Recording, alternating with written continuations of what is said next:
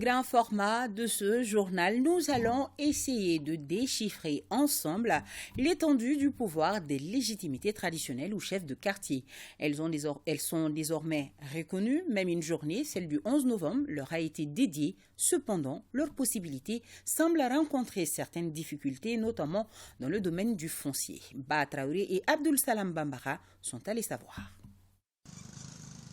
C'est par décret du président de la transition que la journée du 11 novembre est dédiée aux légitimités traditionnelles. La mesure est accompagnée par la remise aux chefs de village et des quartiers des insignes qui permettent de les distinguer et de reconnaître leur rôle dans la société. Mais pour autant, qui sont ces chefs de village ou des quartiers et quels sont les pouvoirs à eux reconnus? Un chef de village reconnu travaille directement avec les sous-préfets et les maires. Donc, c'est le premier pouvoir dans la nomenclature dans notre pays. Si un problème est posé dans un village, le chef de village appelle ses conseillers, tout le monde parle d'abord, tout le monde donne son avis sur la question et le dernier mot revient au chef de village. Ces légitimités traditionnelles se dressent comme les premiers remparts dans les villages ou les quartiers de leur ressort. Un chef de quartier a beaucoup de rôles à jouer.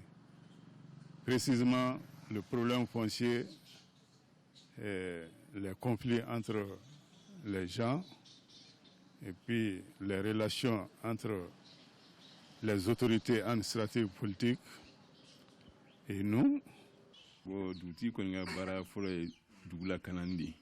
Nous sommes les premiers à être saisis par rapport à tout problème, la sécurité, les mariages, les conflits par exemple.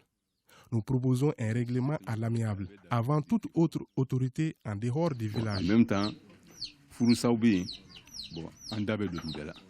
Pas de divergence entre les mairies et ces chefs de quartier ou de village car les relations sont basées sur la concertation mutuelle et reconnaissent les conseils municipaux.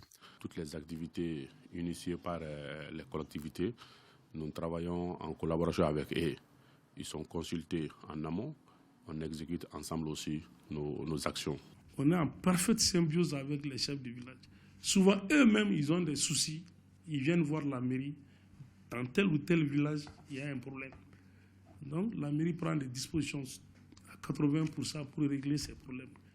Seul bémol, malgré ce climat de franche collaboration entre chefs traditionnels, autorités municipales et pouvoirs publics, la gestion du foncier pose problème. Les gens du village et des quartiers font leur morcellement, soi-disant que c'est leur patrimoine, et ils vont voir directement les autorités communales et les autorités administratives sans passer par nous. La gestion foncière est régie par des textes. Il y a un imbroglio qui se glisse dans la gestion foncière. Les chefs de village sont des autorités au niveau de la base, de l'entité de base de gestion de l'État.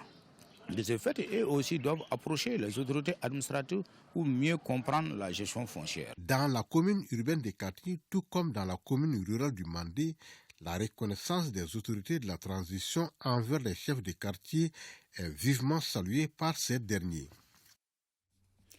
Le